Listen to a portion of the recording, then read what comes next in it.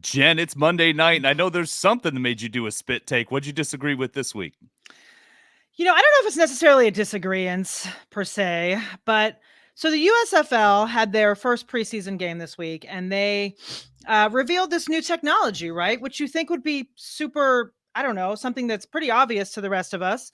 They have a chip now in the football that can determine if you have a first down or not, right? The USFL. Okay. So the NFL, right, has all the resources, all the money, all the backing, and they're still trotting out those two guys with the chain. And it's going to be like that this year, too. So it doesn't really make sense. You think, tennis has it with their balls.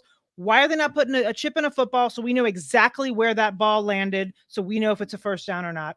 But it's not going to happen. We're going to have another year of the two men with the little chains trotting out there and doing their best guess. So that kind of annoys me.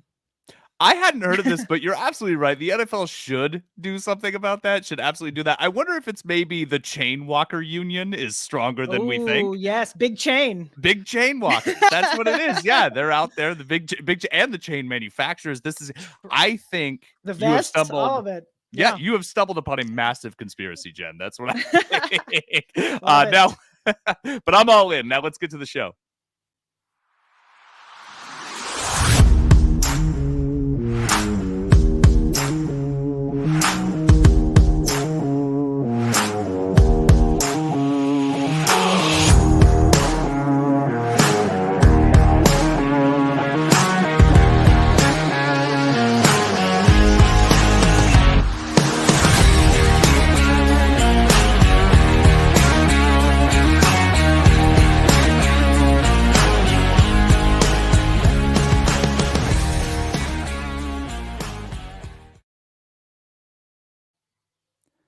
Welcome, everyone, to the Most Accurate Podcast. I am one of your hosts, Brandon Niles. With me are my excellent guests, Jen Eakins, and a picture of Chris Puff Daddy Allen. Amazing. It's a great picture. We miss Chris. Chris is having massive internet issues. In fact, we're a day late because I lost power.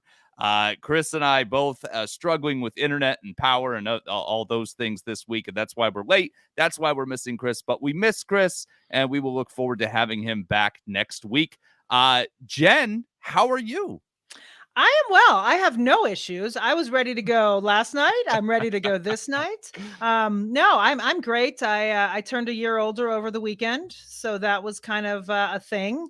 Happy birthday, Jen. Thank you. Yes, listen, it's better than the alternative, as they say.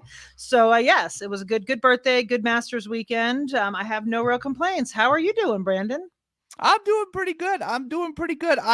We got new music this week, which is, we don't do copyright, so I'm just gonna say I heard, and it was sold as kind of a different theme, a different mode than what it actually was, right? Yeah, it kind of had a little, I won't say the band name, but like rhymes with Schmack Schlees, kind of a little bit vibe to it. Pretty good stuff. Reminds me of some vintage T-Map, a little bit of vintage T-Map when John would pick the music every week. And I kind of like it, Jen. I thought it was pretty good. No, I liked it too. It just wasn't the same genre that I was told it was to be. That did not sound folksy to me. I did like it though, and I'm excited about it. I think we're going to have different music, right? Or something like that. Or is that the music? I think that's the T-Map music. I think that's what I like it. Yeah. I'm cool with it. Yeah. I think it's hip. It kind of rocks a little bit. I like that. So folks, if you want to get yourself a birthday present before we get started today, go get in on some early best ball action. We have a promo right now where if you deposit $10 in a new Underdog account, you get a deposit bonus match plus a 4for4 Pro subscription. Just enter 4FOR4 4for4 in the promo code box, and you can sign up today. Get in on that best ball action. You'll probably see us in some of the drafting lobbies. Jen, I want to play some games today. It's kind of fun, and I want to start with one called Fool Me Twice, which you came up with a year ago. So why don't you tell me about it? Yeah, Fool Me Twice is basically players that basically screwed you over last year, right? So someone that you invested heavily in whether best ball, redraft, DFS, whatever it was, and they either, or you didn't invest in them per se, and they actually went off. So it's kind of are you going to go back to the well this year? Are you buying them? Are you not buying them? How do you feel? So that's kind of the segment. I will start us off if you're cool with that. Yeah. So my first guy who He fooled me last year, but I am going back to the well, and I'm going to draft him this year, and that is AJ Brown. Okay. He was tough last year. I think a lot of people invested in him and did not get the output that they desired. But right now on Underdog, his ADP is 17.3. So that's kind of, I think, where he should be. Listen, he was hurt last year. Last year was a weird year. Without Derrick Henry, the team just wasn't the same once he went down.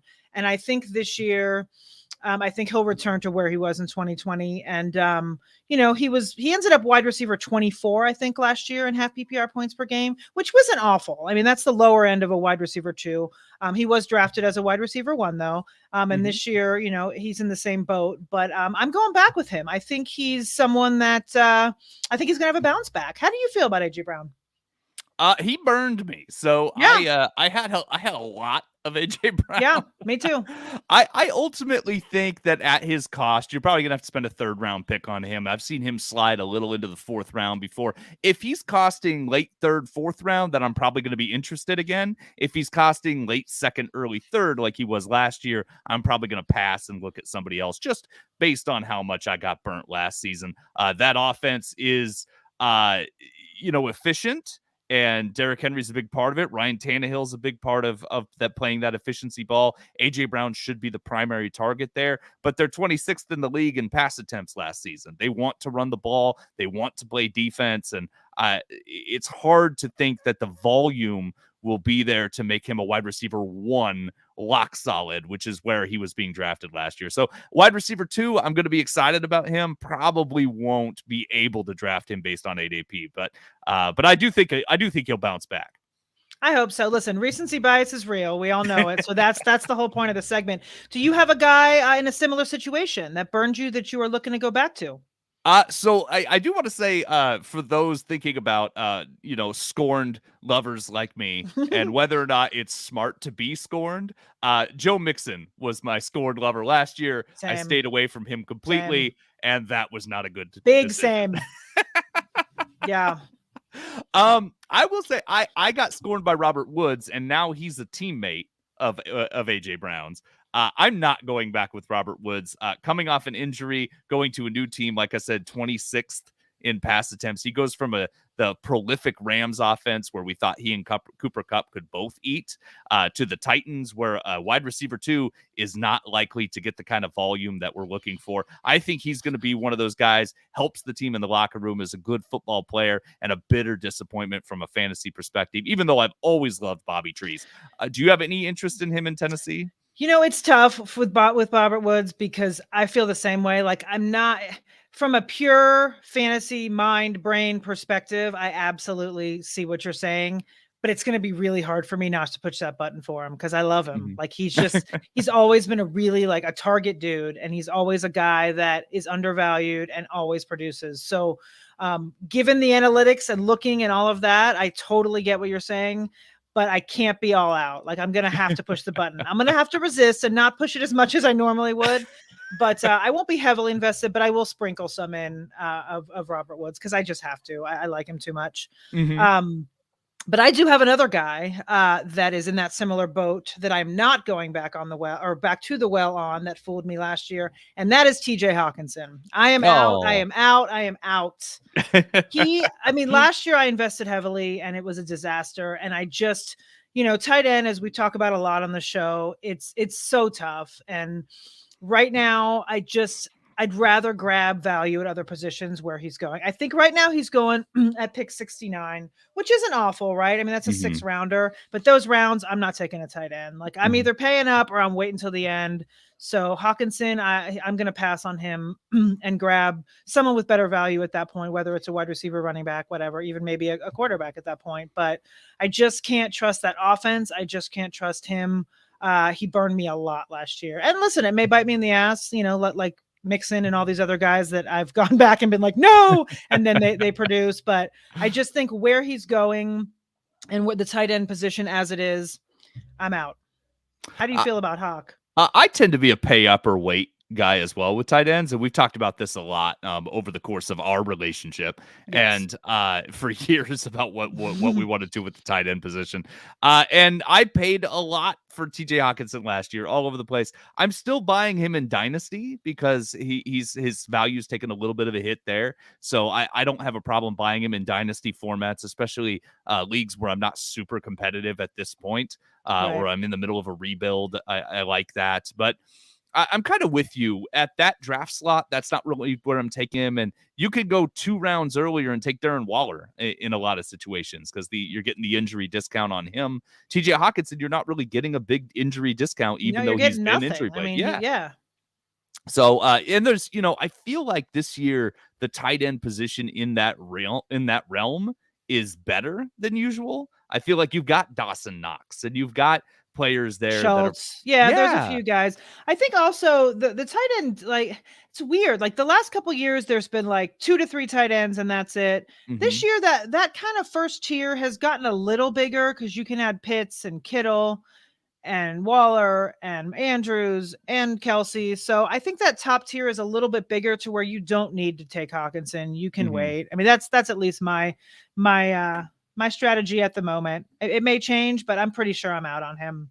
Do Hmm. you have another Fool Me Twice candidate, whether you're going for them or against them? I do, and I already know I'm wrong about this. But the cool thing is I've loved McCole Hardman since he was drafted, and Ah, I don't know why. He's actually the epitome alumni. of players I don't like because he's so heavily uh, a speed guy. Like normally I don't fall for the speed guy. It's usually to a fault, but I've always liked his skill set. I've always liked his route running, despite the fact that he's the speed guy. I like his situation in Kansas City. He hasn't been good, but you don't have to pay for him anymore.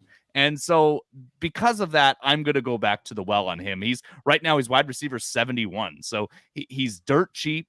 And the Chiefs don't have Tyreek Hill anymore. They do bring in Juju Smith-Schuster, but I think he has to be considered a question mark at this point. They'll probably draft somebody, I would assume, but I still think with Demarcus Robinson out of town, Tyreek Hill out of town, Byron Pringle's gone. I mean, he is suddenly the veteran wide receiver in that offense. And I think that when you look at his statistics, the last 3 years, he's gotten better every year, a little bit better, a little more consistent every year. Not finding the end zone last season, but his targets, receptions, yards were all up. He was running different kinds of routes, a more complete route tree. And I think that if you're looking for somebody who you can draft as your wide receiver 6 with wide receiver 2 upside, I think McCole Hardman is the guy I'm going to go back to the well on. I'm going to continue to hope that talent turns into something really prominent. What are your thoughts? Well, yeah, I mean, like you said, value-wise, I mean, he's a 13th rounder right now. So Yeah. yeah, I mean, I had no problem taking McCall Hardman there. If he was a little higher up, I'd say maybe not. But yeah, like you said, in that range, and as one of your later wide receiver gets, I'm totally fine with that. I mean, that offense, as we know, without Hill, it's kind of a different ball game. But before, it's like, okay, you've got Kelsey and you've got Hill, and then you've got a rotating other that you can never really count on.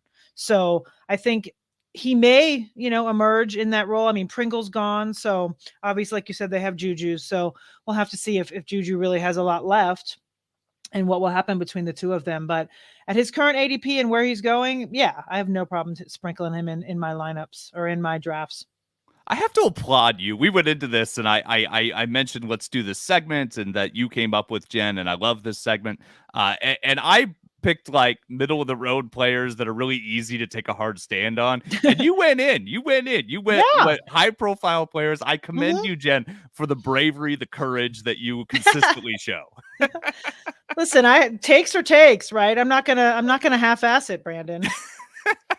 I'm over here hedging. That's what I'm doing. I'm over No, here you're hedging. fine. Listen, Robert Woods, look, both of them are completely fine. I don't know, I mean, I just figured I picked 2 guys that, legitimately burned me and probably half the fantasy world last year, and Yeah. I figured it would be a good discussion on whether we were going back to them or not, because both of them, are being drafted in similar spots. I mean, Hawkinson's a little bit more of a discount this year than he was last year, but both guys are still being drafted, in the top, in single digit rounds. So I thought it was a good thing to talk about. Yeah, I'm still gonna platoon tight end. I think I agree with you with that. I'm probably gonna platoon him at the end of the drafts. Probably not gonna pay up. Probably gonna Yep. take like 3 of those guys, Gerald Everett and players like that. Yeah, And you know, I hope was one of just, them hits. I was going to tell you after you talked about our underdog promo, I actually have an article that came out today, which is Ooh. how to approach the 3-team leagues in underdog. So that was kind of fun to research, and I actually had to do 3-team leagues in order to do the research, and it was interesting because tight end, it's a different ballgame with tight end in those 3-team leagues. It's your top priority. You need to get a top guy. That's the way it is. So, but it still had me kind of looking at the tiers and addressing the tiers, and I came up with the same thing. Like it's like you get the first few guys, or that's it. I'm done. I'm not doing that middle. That Higbee, Hawkinson. I can't do it again. Like I'm I so just done with Higbee. I'm so ready to not you keep actually hoping for last year him. you had, and like Goddard, like I just can't. Ertz, I can't do it. I'm out on all those guys. I'm not going to do it. Of course, I may be singing a different tune in August. We'll see. But at the moment, my thoughts are I'm done with that whole thing. And I know last year Higbee was your absolute. You were every week the frustration with Higbee. I know that. I remember it. Yeah, I think week 6 or something, I was like, I'm just starting Freiermuth. That's what I'm doing. I was going to say, didn't you end up just Yep, that's what I'm just gonna do. And I'm sure it paid off for you. I had like Higbee, Everett, and Freiermuth in most leagues last year, but because I platooned them. So, okay, so let's move to another game that I want to play since we're about halfway through the episode here.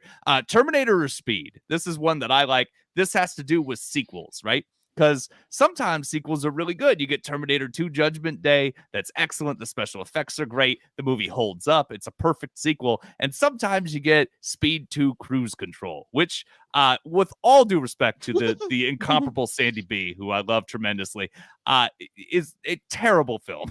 Speed Did 2 you Cruise see Control is that awful. she came out recently and said she absolutely regretted making Speed 2? There was a whole it was seriously, it was very recent. I saw like a blurb on Twitter or something and I was reading it. She actually came out and was like mortified that she did that movie. So she's with us at least in that she regard. agrees. She agrees. Yeah.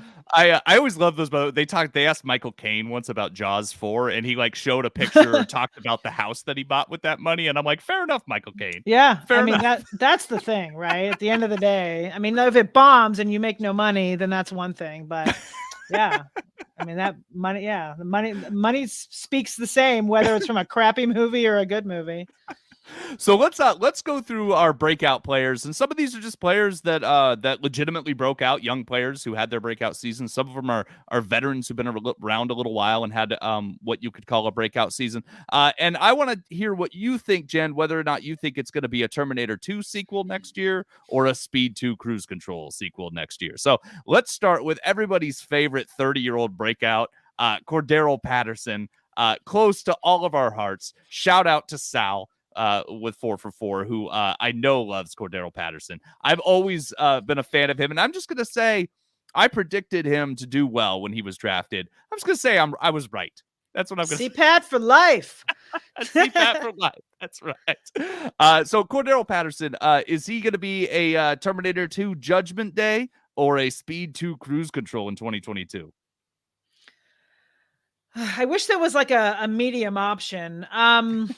If I have to pick, I'm going Terminator because I don't think he's going to have a horrible season. I don't think he's going to repeat, but he's in a good spot. I mean, there's still nobody great behind him.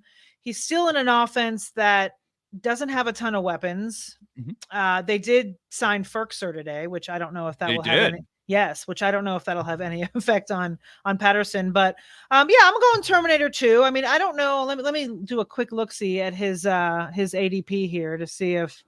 Well, even if they add like a Breece Hall, let's say they add a Breece Hall in, that would be. They have to add somebody, right? Yeah, I would think that would be the worst case scenario for him, right? Would be if they add like Breece Hall or a day 2 running back or something like that in the draft.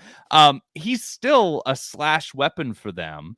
So I feel like his floor, for the reasons you just said, like there just aren't a lot of options there. I feel like his floor is still pretty high. Like he's going to be productive.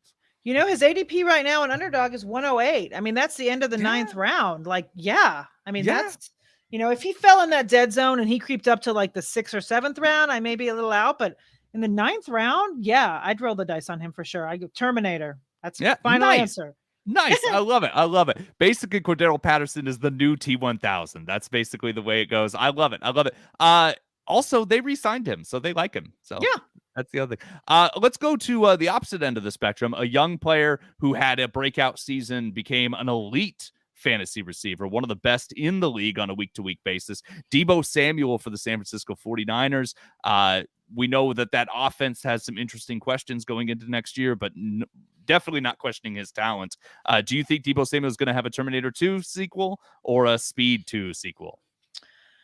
I think he's going to have a Terminator 2. I think he's going to have a good season. However, he's very expensive. I mean, right now his ADP is 12. I mean, that's banking. I mean, that's high. You're banking on him giving that same dual role this year. San Francisco just scares me a little bit. Kyle Shanahan is not he's just not consistent with what he does. Right. I mean, sometimes it makes me a little nervous. You've got Kittle will be back to full health. Right. So, I mean, I like Deebo. I don't know about it. I don't know about in the first round though. That's a little scary to me to invest all of that in him. I think he's going to have a good season. I think he's obviously very talented and he's obviously capable of wearing multiple hats. So I'm down with Deebo. I don't know that I'm down with him in the first round though. Okay. But, I mean, how do you feel? I'm with you. I don't want to pay for him. I like him a lot. If he's going late second, then I'm much more interested pairing him with, Jonathan Taylor than I am pairing him with Joe Mixon. I'm much more interested I don't know in that. though. Do you see him drop? I mean, the only way he drops is if San Francisco drafts someone, major at the wide receiver position, or I mean, he's right now his ADP is 12. I mean, do you see him drop? I don't see him dropping all the way to the end of the second. I think it's possible if we get Breece Hall in Houston. I think that's a spot.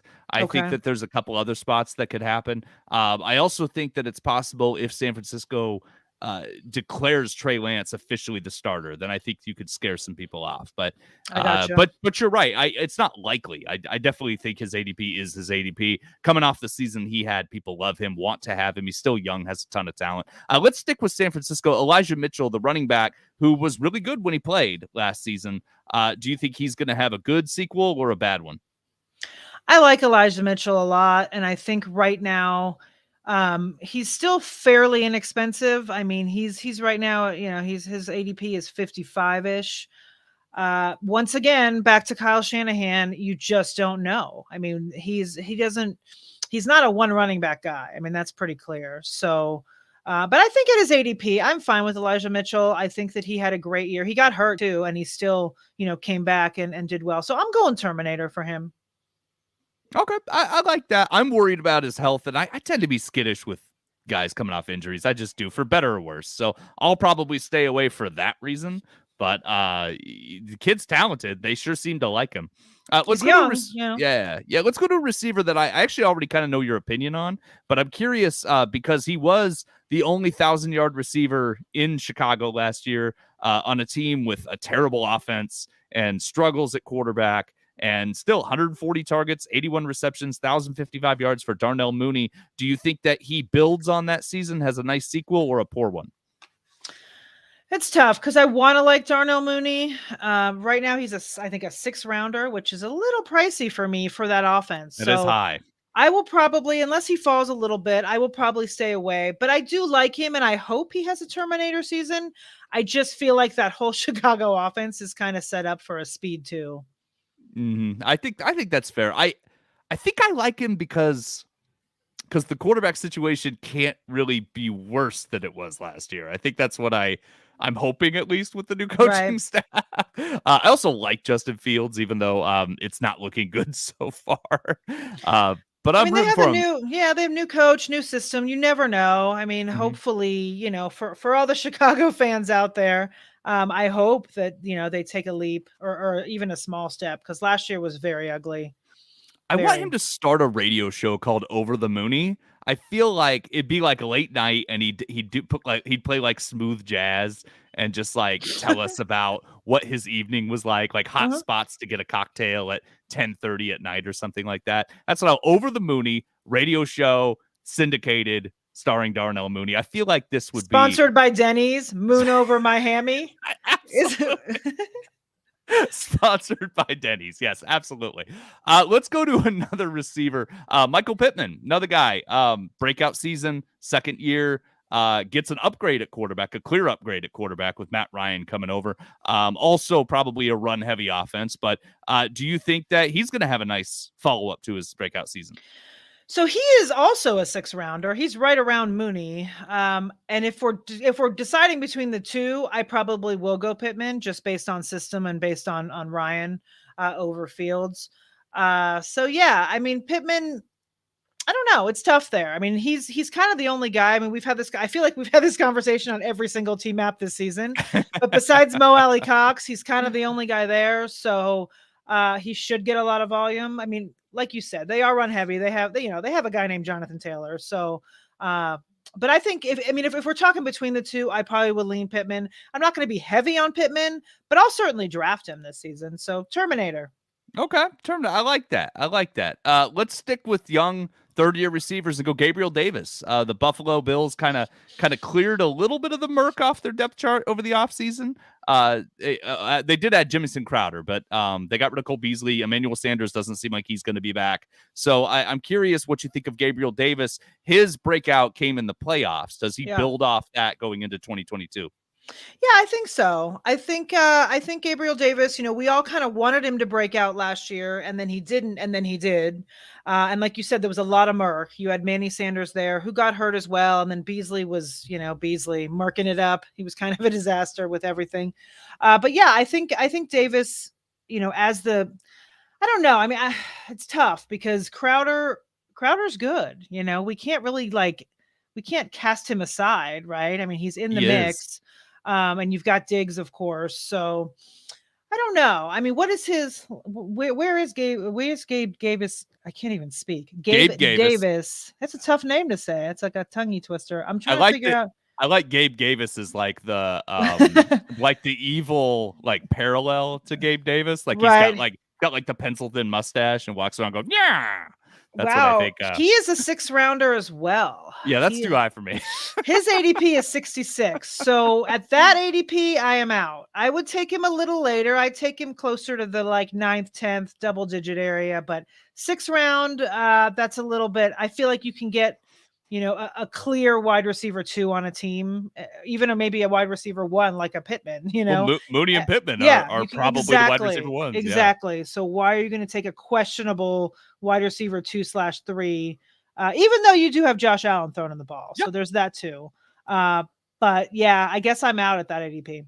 Yeah, me too. I didn't know his ADP was that high. That's yeah, I can't do that. Let's go. Mike Williams, I want to talk about because Mike Williams was struggled, and then he figured out how to score touchdowns, and then he figured out how to get yardage, and then finally last year he figured out how to do both at the same time. And I'm wondering, do you think he'll continue that going into this season? I hope so. I like Mike Williams. I like that offense. I like Herbert. I feel like Allen is kind of, maybe losing a step, maybe not. I don't know. But I think Williams, he's in that same range. He's in that, he's in that six round range. So if he can stay healthy, I think that he's in a good spot. And I would take him there. I would love for him to be a little bit cheaper, but maybe he will. Like you said, once the draft happens and things shuffle up, he may drop a little bit. I think a little people are gun shy of him because he was last year was tough. I mean, he had a couple games with 0, and then he had a couple games with a ridiculous output. So, in best ball, you can set and forget and deal with those inconsistencies. In redraft, it's kind of tough because you got to make that decision every week. Am I starting this guy? Is he going to get me a goose egg or is he going to get me 15 points? So I think, if his ADP comes down a little bit, I'm more in, but I do like Mike Williams, and I think Herbert is only going to get better, and that offense is only going to get, the chemistry is going to get stronger. I think that's fair, and that's what Mike Williams was the wide receiver 1 in fantasy through the first quarter of last season, which is tough to go. So let's do everybody's favorite Bengals duo, Joe Burrow, Jamar Chase. Both of them broke out last year. Burrow showed good signs as a rookie as well, but toward the end of last year really broke out as a fantasy asset. Jamar Chase obviously was dominant all season. Are you buying them at their lofty expectations going into this season? It's crazy. Their ADP is pretty nuts. I mean, Burrow right now Yeah. on Underdog, he's QB5, in the 5th round. I mean, I just don't know. I don't know how I feel about that. And if you rostered Burrow last year, you know what a ride that was. Yeah, no, I had him on a redraft team and it was a ride. And I mean, Chase's Chase's ADP right now is 5.8. So if you're drafting Chase, you are drafting him in the 1st round. And if you want to stack, you're drafting Burrow in the 5th round. That's extremely pricey. I probably will be more in the Higgins camp, which I think he's still kind of pricey too, to be honest. But Higgins is, his ADP is 26. Jeez. Yeah, I don't know. People buying that offense. Whew, I may be out on the Bengals, and it may bite me in the butt, but I don't know if I can pay all. I don't know if I can. I guess it depends on where I am in the draft. I mean, if I'm in the back end of a draft and all the really elite running backs are gone, and I may take Chase there, but I don't think I can take Burrow in the 5th round. I don't know if I can stomach that. I'm not sure. I'm with you. It's also just not an area I take a quarterback. Right. Like every year there's somebody who I say, okay, if they slip to the 6th, I'll take them, right? And it's usually Dak. Yeah. But a guy that doesn't run that much, not that high. Not that high. That's crazy enough, Dak is QB7 right now. I mean, he's affordable. Yeah, I'm gonna have a lot of Dak. I'm gonna have a lot of Dak on my roster. I may find myself with a lot of Russell Wilson because he is right now. He's a 8th rounder. So I don't know. We'll have to see. I have a feeling that it's going to creep up as training camp and things start. But we'll see. We'll see with old Russie what happens with him. But I think I don't know. He might be someone that I may be targeting. If I don't take one of the top guys. I was looking, so you could get CeeDee Lamb back into the 2nd round, and you can get Dak in the 7th round. Yeah. Or in the 6th round, you can get Dak. That is a tantalizing stack right there. CeeDee Lamb back into the 2nd, then you get Dak later on. Yeah, that might. And he's happen a late a lot. 6 too. I mean, right now his ADP is 70, so that's like it's a late 6. It's not even early 6. So. I wouldn't hate that. And you're not overpaying and you're not losing value at the top. You're not, your opportunity cost is what it should be in there instead of, going for Chase as your, top 5 pick and then turning around and taking Burrow in the 5th. I mean, that's tough. That's tough. As much as I like those guys in general. Yeah. You mentioned Russ. We weren't going to talk about Russ specifically, but I wanted to mention Seattle. He was wildly inconsistent. He would have huge games, like great best ball target, right? Redraft, he'd drive you crazy. Do you think that changes in Denver? I know we kind of talked about this, but I kind of think it does. I do. I think it's it's a totally different system. Mm-hmm. You've got a whole different vibe. I mean, he's just not underneath Pete Carroll in that situation. I think he gets a fresh start. You got a young, head coach in Hackett that is offensive minded. I think it's going to be a totally different vibe. And I'm not saying he's going to be like QB1 or anything, but I do think that, those inconsistencies will be gone. I think he'll be able to make plays. He'll be able to cook, as the saying goes. I think he'll be able to run. I think he'll be able to throw. And he has good weapons. I mean, you've got Sutton and Judy. I think that, and you got Alberto, and I'm sure they're probably going to draft somebody.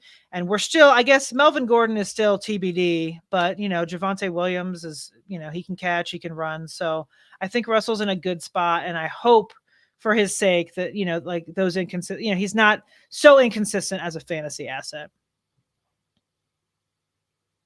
I'm interested. I'm very interested there. I want to go to tight end real quick. I want to talk about Pat Freiermuth for solely personal reasons. I have a lot of Pat Freiermuth in Dynasty. He was the tight end 13 last year, and he's being drafted as the tight end 10 right now. He had a very good season. It was very touchdown dependent. Do you think he can build on a very good season for a rookie tight end? Do you think he can build on that season, have a Terminator sequel or a speed one? I mean, yes and no. I mean, I think that, you got that offense is different. I mean, Ben is gone. I mean, if Trubisky is the actual quarterback, I mean, I don't know. Is Trubisky good? Like, it's tough. Like, it's one of those things where I just don't know. it's like he's one of those guys that sometimes he's good, sometimes he's not. You have, Juju's gone, so you have Deontay Johnson. I mean, I think the targets will be there. I think that whether or not that offense runs well is still yet to be determined. So, but I think from a fantasy perspective and from a tight end perspective and where his price is and everything, yeah, I mean, I would certainly buy into Freiermuth. So what I heard is, Brandon, you're a genius dynasty fantasy football manager. Absolutely. And you're going to be set at the tight end position for the next decade. That's what Correct. I heard. Correct. Okay. Well, listen, I mean, I forgot it was a dynasty question. And yeah, I mean, because Trubisky is a rental. I mean, let's be real. It's not like Trubisky is going to be their franchise guy. So, and he might not even be the quarterback this year. We'll have to see what happens there. Mm-hmm. So I think long-term, I think you're great with Freiermuth. I mean, he's young. He's only had one season. Yeah, you're set. And short term, he's still cheap. So he's, like you said, he's going to be someone, he'll be a part of a lot of my platoon options in redraft. Let's go to another rookie coming off a very good season, one that he built over the course of the year, finished really strong. Amon-Ra St. Brown, the wide receiver for the Detroit Lions. Detroit is what they are, but they did add DJ Chark. We don't know what the quarterback situation is going to look like by the time it gets to week one. Amon-Ra St. Brown, he is going off the board as wide receiver 23. So you'll have to pay a little bit for him. Are you buying him to be able to build on his breakout year? That's a tough one because it was kind of a crazy year. I mean, for him, he kind of came out of nowhere. Everyone kind of expected Hawkinson to be the guy and have all the targets, and there really wasn't going to be anything else happening in Detroit. Swift, with Swift, of course, in the mix. But I think that I don't know if it's tough because I want to like him and I want to be able to draft him. But like you said, I mean, you have to pay for him. And I don't know if I can pay that much for anyone in that offense other than Swift. And I'm still not even, I mean, Swift is still kind of pricey too. So I think I may be out on him at that price, but I'm not fully committing to that because I may change my tune over the course of the offseason. Chark definitely affects it to me. And Hawkinson, when he was healthy, I think he was still getting as many or more targets than Amon-Ra St. Brown. I don't know. If he was cheaper, I'd be really excited about it. Yeah, I think that, as we know in the fantasy world, it's like someone has a breakout and it's just like, everyone just jumps on it and all of a sudden he's the next best thing and you can't really, you get priced out of them. And then the problem is those guys end up disappointed because, you rarely, I don't know. In an offense like that, I feel like it's tough to be able to repeat that kind of season. There's no kind sleepers anymore. Everybody's too really savvy. Not. But that's kind of how I feel about CPAT. It's like all of a sudden, like I don't know that he can repeat. Like it was kind of like a magic thing, and I think St. Brown, it might have been the perfect storm last year of things, and he may not be there again. Or he may, and I'll be, left holding the bag, so to say. I got one more rookie. This is a player who was really good when he played and when he got the touches, and it happened a little bit more as the season went on. Running back for the Jets, Michael Carter, seems like he's going to be the guy, barring the draft. Obviously, the draft can change things, but he clearly outplayed Tevin Coleman, clearly outplayed Ty Johnson last year. I promise I didn't just torture my 5-year-old who screamed upstairs. 14 games, 147 carries, 639 yards. He looked pretty good at times. Is he somebody, also caught 36 balls, is he somebody that you think we can target for a Terminator or a Speed sequel? I like Michael Carter a lot. I liked him last year. I like him this year.